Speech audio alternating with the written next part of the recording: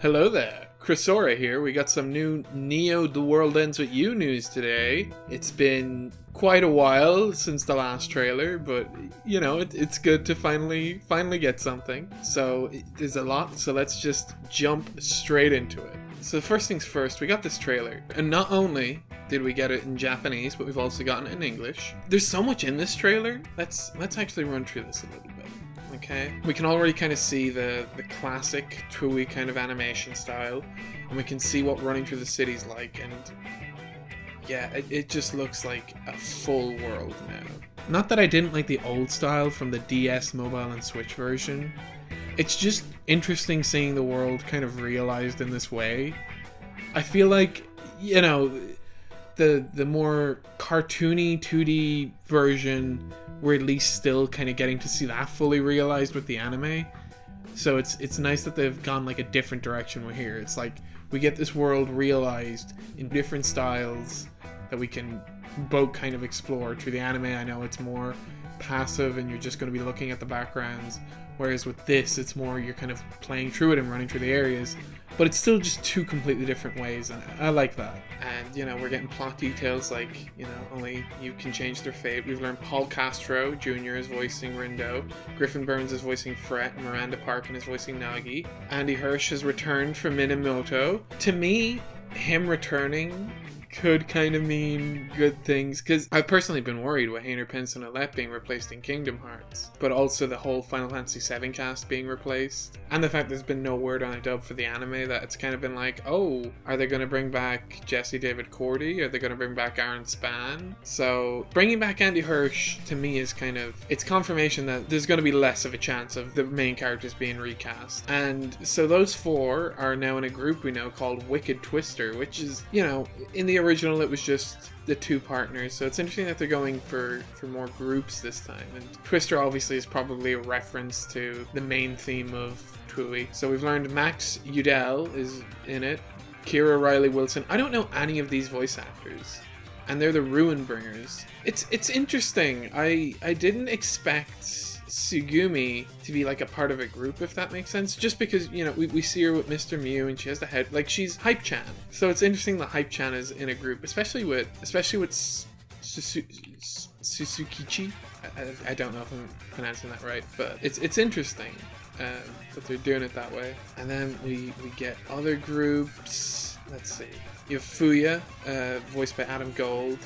Again, I don't know any of these voice actors. Zant Yoon as Canon. A lot of musical names, which I really like. They really kind of fit into the aesthetic of The World Ends With You. Again, I don't know a lot of these voice actors, which is interesting. And they're all parts of three different groups. Cool. I like that Karia is back. I really like that they've brought back Karia. So Kay Higgins is back as Izuki as well, which is really interesting. She looks completely different in this one. I didn't even recognize her at first. But it's nice to see that her and Karia are back together, and it's nice that they brought Kay Higgins back, because they replaced her as Rhyme for Dreamed Up Distance. I assume they're going to go with the Dreamed Up Distance actress. I know in Japan they also replaced Rhyme when it came to Dreamed Up Distance, and that voice actress continued on to do the TWEWY anime. So if Rhyme appears, I assume it's going to be the other actress and not Kay Higgins, but I guess we'll have to see. Coco finally has a voice, and they're the Shibuya Reapers, which is interesting. So yeah, we've got new characters. They're the Shinjuku Reapers. Now, two of these, Kei and Hishima, I'll talk about them later. Oh, and then Shoka is wearing like a Mr. Mew hoodie, which is really, really interesting. But yeah, so they're all the Shinjuku Reapers. So the menu does look interesting. It looks a lot more streamlined than the one in the first game. I really like that you can actually see the pins in action in the corner. That's a really nice touch. You can see like whether the pin is a short range attack, a long range, random. Okay, so I guess we're equipping the party with all of their attacks, which is again another interesting change. I thought the party would have their own special psychs that, you know, we wouldn't have anything to decide over. The treads are back.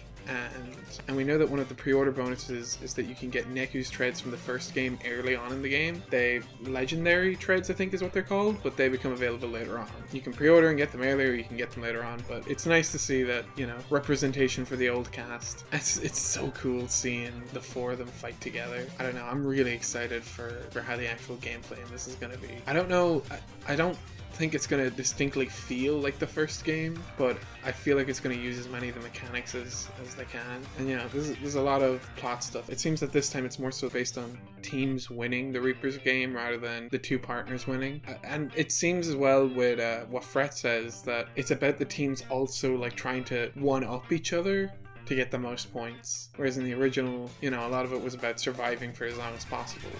I love the animation here. It's just, it's so anime and chibi, but like it just, like, I don't know. These cutscenes do kind of worry me with how static they could be, but at least the fact that they're voice acted means that, you know, we can get a lot more. But I do like that, you know, we're still keeping the 2D comic-y art style from the first one, rather than, you know, the 3D models emoting, because it feels more in line with this franchise. In the plot as well, we know that Rindo can kind of relive days and stuff like that, or go back. So you can create alternate versions of each of the day you've played, I guess. I hope that's optional. It'd be interesting to have like a relationships mechanic in this, where like, depending on what you do in the day, the character could like or dislike you, and then you can also change that. Kind of like a Life is Strange mechanic. I don't know if they'll go with that. It'd be really good if they did. A lot of plot stuff about changing your fate, which has basically been the theme of Square Enix the last few years. That's what Final Fantasy VII Remake was about. It's what Kingdom Hearts 3 was about. And then a lot of hinting about Neku now. So, you know, we see Hype-chan and she's gonna attack the others, but then a dude shows up and Rindo calls out that it's Neku. I don't know. He's got his hood up, he's wearing a mask like Rindo is, but he's got blonde hair. So, I don't know. The hair color's really throwing me off. It could be an alternate version of Neku. And we also see him on the cover art. Okay, so on the cover art, he's definitely doing the, you know, the pose with the hands over the ears that Neku usually does. So yeah, you can see the blonde hair, you can see the pose is very much like Neku's in the first game, especially on the box art. And you can see that there's kind of a point at the back of his hood.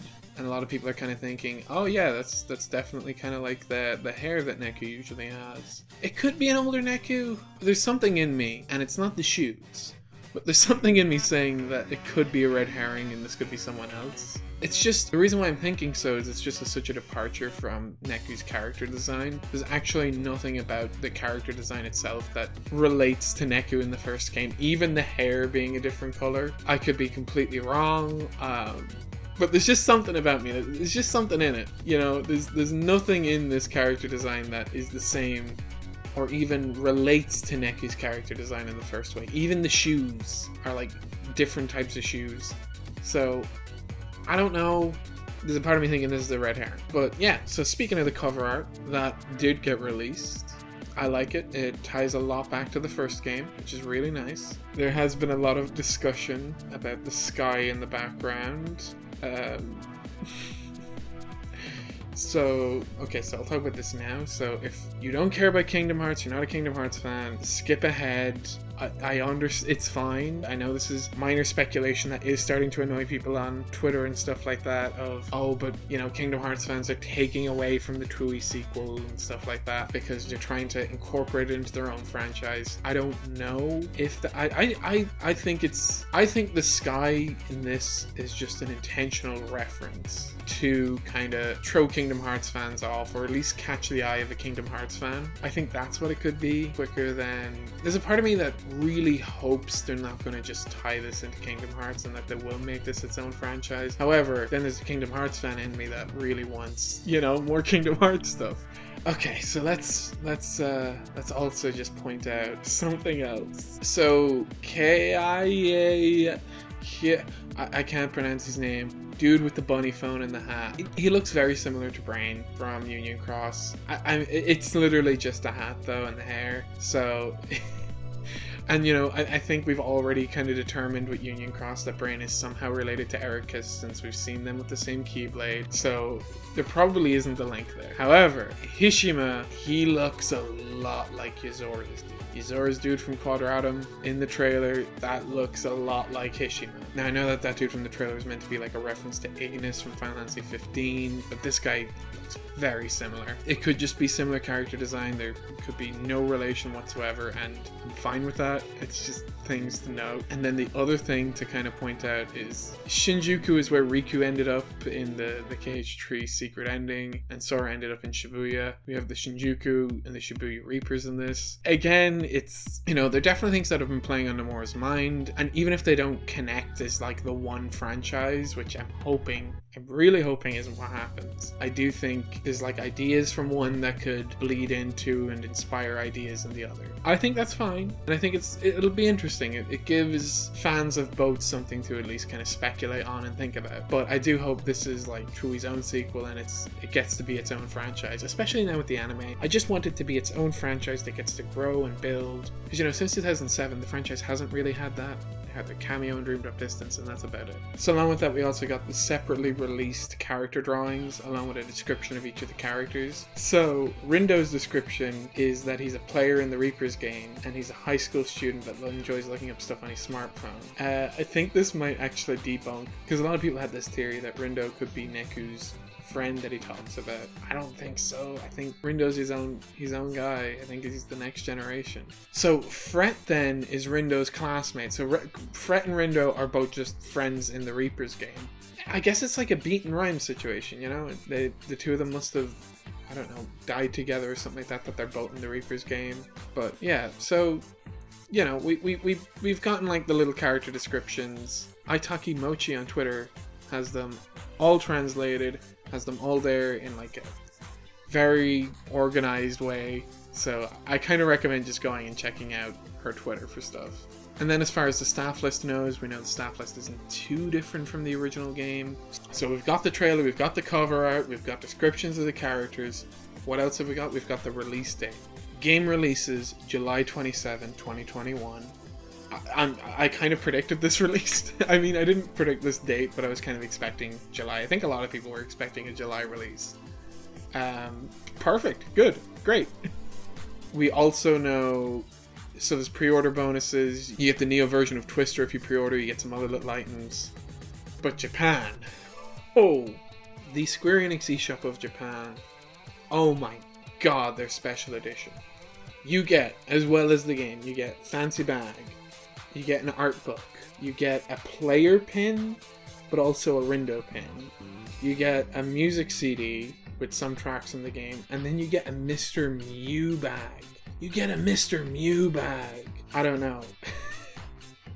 Why is this a Square Enix Japanese eStore exclusive? Please, release this in the West, or at least, you know, could Aitakuji put this up? Please? Please? I need to spend my money on this. Oh my god, it's just, wow, look at it. So anyway, that's pretty much most of the big Neo The World Ends With You news today. Hopefully we've got some more coming soon.